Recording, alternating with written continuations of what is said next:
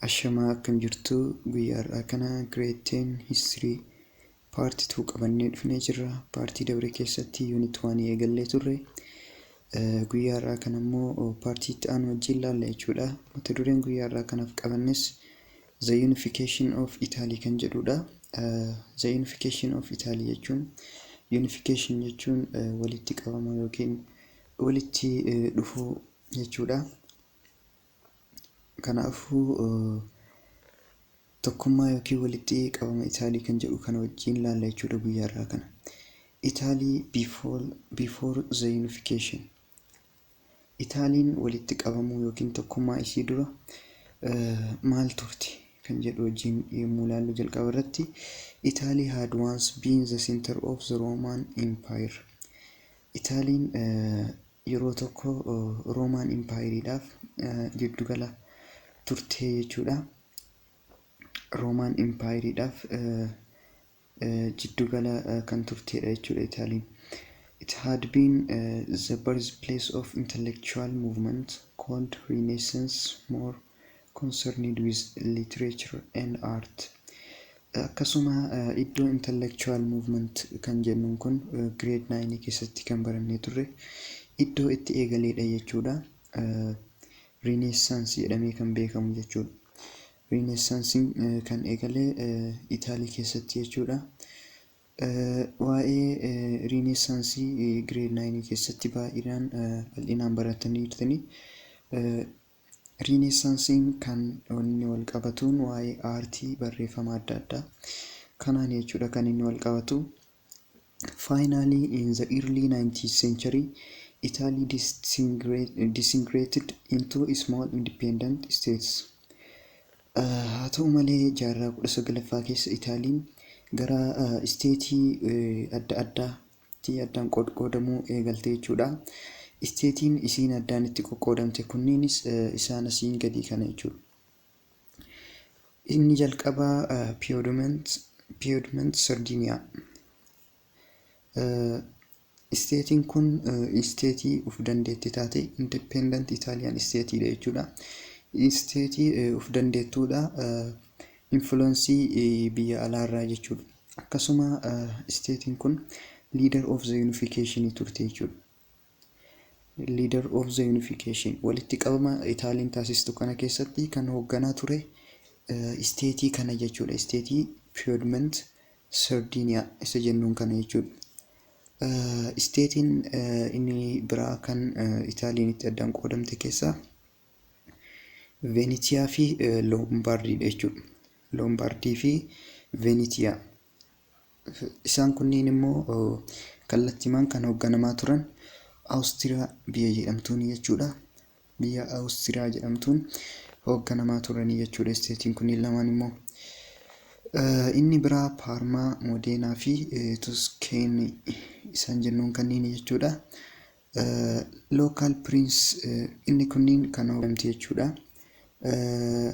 Pirinsii naannootiin hoogganamaa turan jechuudha isteetiiwwan kunniin under Austrian influence.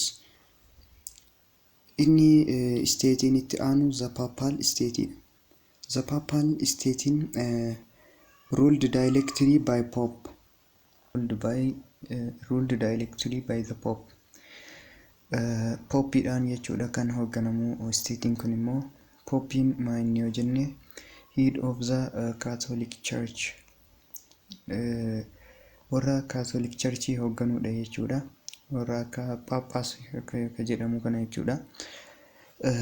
Kanaafuu Papal Statein kun Popeidhaan hoogganamaa turte jechuudha. Inni itti aanu kan guyyaa ilaallumaa inni important person for the unification of Italy. Namoota unification of Italy kana keessatti barbaachisoo ta'an ilaalla jechuudha. Isaan keessaa inni jalqabaa Count Camillo Cavour kan jennuun kana jechuudha. Inni maal ture? The Prime Minister of Piedmont Sardinia. Count Camillo Cavour kan jennuun kun hoogganaa Sardiiniyaa ture jechuudha. Piedmont Sardinia isaas biratti ilaalle kana jechuudha. Isteetii Itaalii keessaa isa tokkodha isiin. Kanaafuu namni kun isteetii kana nama hoogganaa turedha. He attempted to get French military aid against Austria. Yommuu Austriyaadhaan wal lolutti yommuu Austriyaadhaan wal lolanitti gargaarsa waraanaa French irraa argachuudhaaf nama yaalii taasisaa turedha jechuudha. Namni kun he allied with France and Britain in the Crimean War against Russia. Akkasuma Firaansii fi Biriteen wajjin waliigaltee allied gochuu yookiin waliigaluudhaaf waliigalaa ture jechuudha. Namni kun Firaansii fi Biriteen wajjiidhaan yommuu Raashiyaadhaan wal lolan. Namni biraa kan unification of Italy keessatti important ta'e yookiin baay'ee barbaachisaa ta'e nama Giuseppe Garibaldi nama jedhamu kana jechuudha. Innis is a soldier in the Piedmontese army, nama waraana ture jechuudha. Namni kun formed a voluntary army, nama waraana voluntary jechuun bilisaan tajaajilu form godhe yookiin ni ijaare jechuudha. Waraanni inni ijaare kun maal jedhama? Red Shirts or Thousands jedhamee waraana yaamamu nama hundeessedha jechuudha namni kun. Inni itti aanu obstacles delaying Italian unification kan jedhudha. Rakkoolee Italian unification kun akka hin milkooyne yookiin akka duubatti harkifatu wantoota taasisaa turan maal fa'a yookiin biyyoonni Italian unification kan akka hin milkooyne godhaa turan biyya kam fa'a kan jedhu yommuu ilaallu jalqaba irratti Austria jechuudha. Itti aansee France, the Pope and the leaders of small state and the Congress of Italia were the obstacles delaying the Italian unifications. France, the Pope and the leaders of small states kunniin warra unification of Italy hin barbaanne yookiin akka duubatti harkifatu taasisaa turanidha jechuudha. The Pope kan jennuun akkuma asitti ilaalle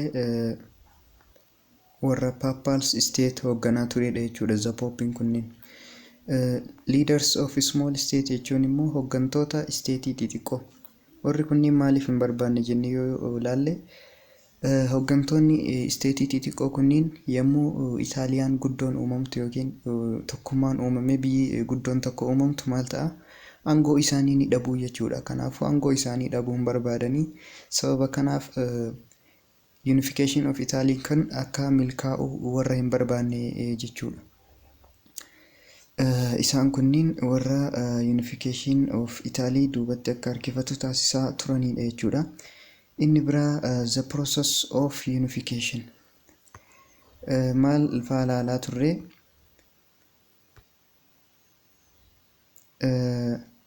Italian unification dura maal akka turte ilaallee jirra. Namoota unification of Italy keessatti gahee taphatan yookiin shoora taphatanis ilaallee jirra. Rakkoolee yookiin biyyoota akka Italian unification hin uumamni barbaadanis ilaallee jirra. Itti aansee immoo kan ilaallu piroosesii yookiin isteepilee akkamii keessa darbuudhaan unification of Italy kun kan uumamuu danda'e isa jedhu wajjin ilaalla jechuudha. The process of unification piroosesii akkamii keessa dabre kan jedhudha jechuudha. It started in 1859 bara 1859 jechuudha.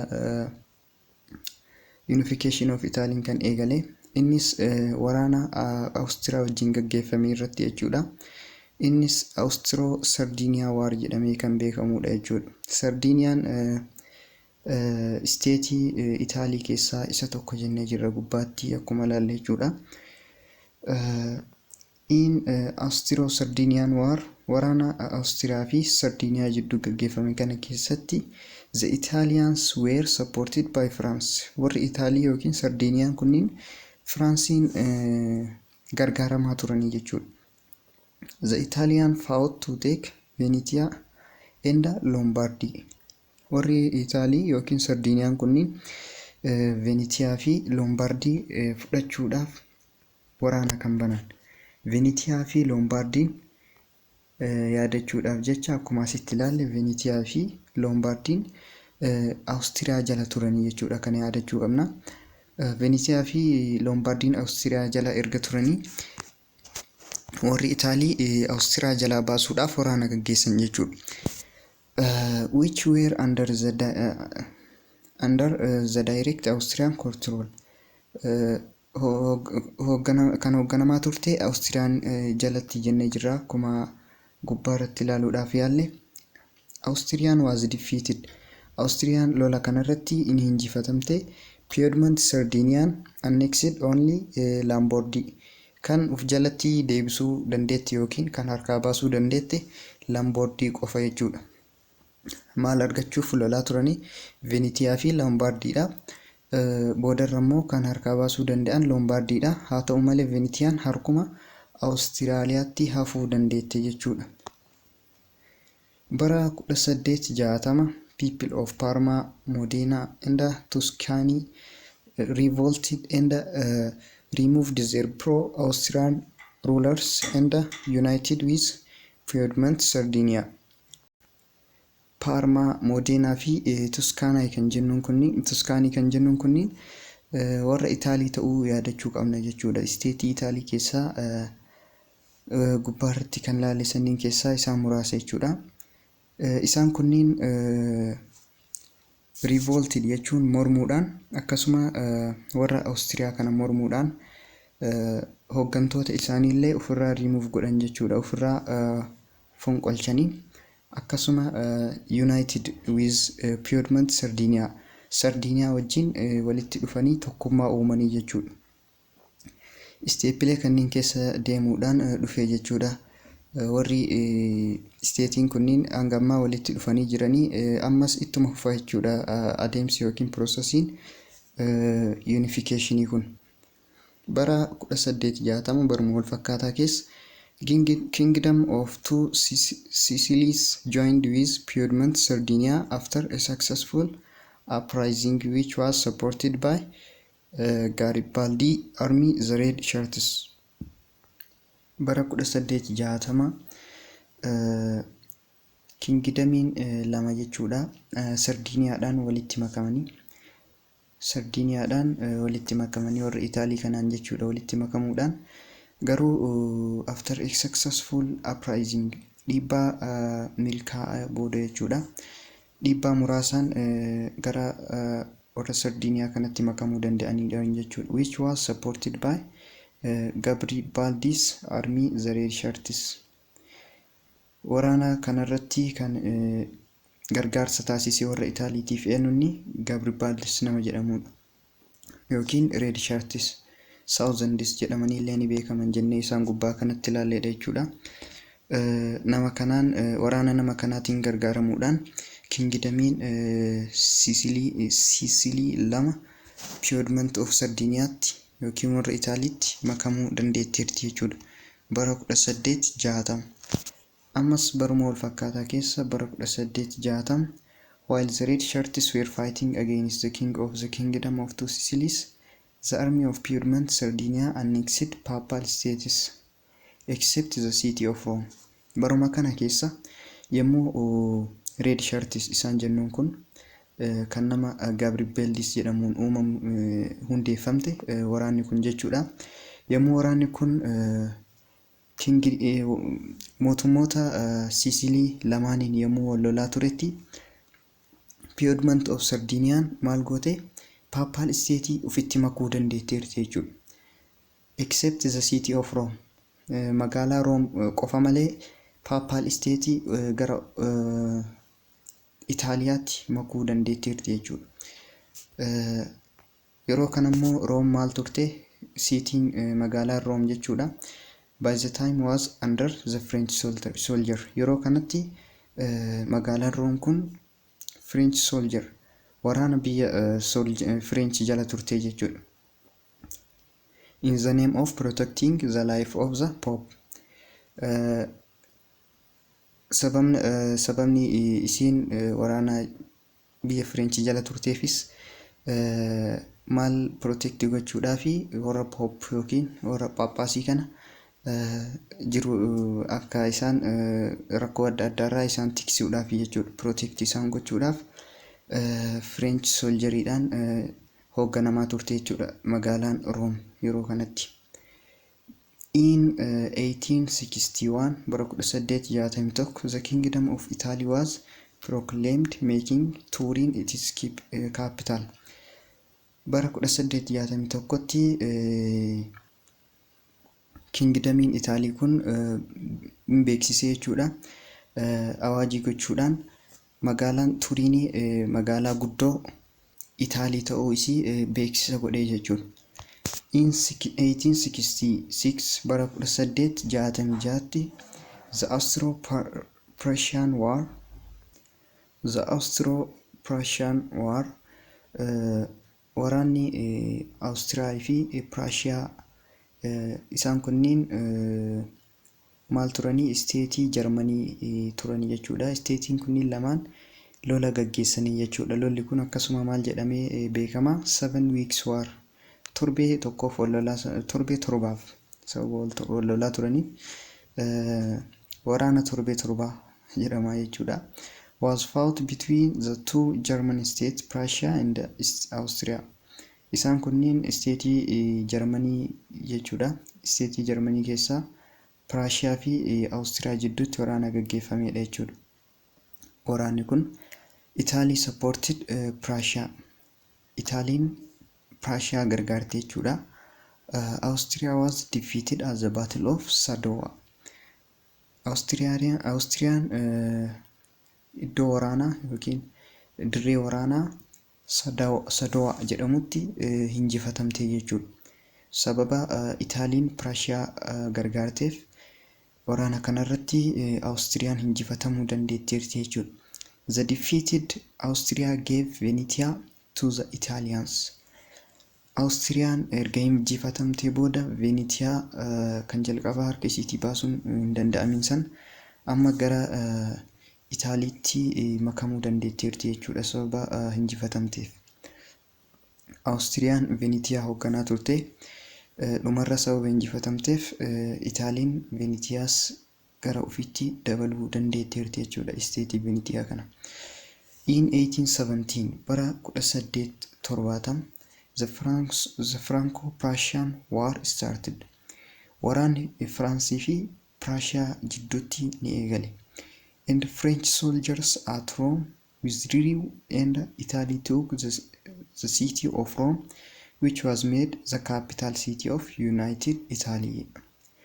Bara 1870 waraanni Firaansii fi Raashiyaa jidduutti ni eegale. Sana booda loltoonni yookiin soorjeriin biyya Fireenchii kun magaalaa Room gadhiisuudhaan ni bahanii jechuudha.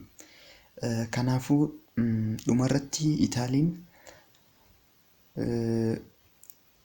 magaalaa Roomii qabachuudhaan magaalaa guddoo isii taasiftee jechuudha. Magaalaa guddoo taasisuu dandeetteerti jechuudha. Jalqaba irratti Turiin ture magaalaan guddoon Itaalii.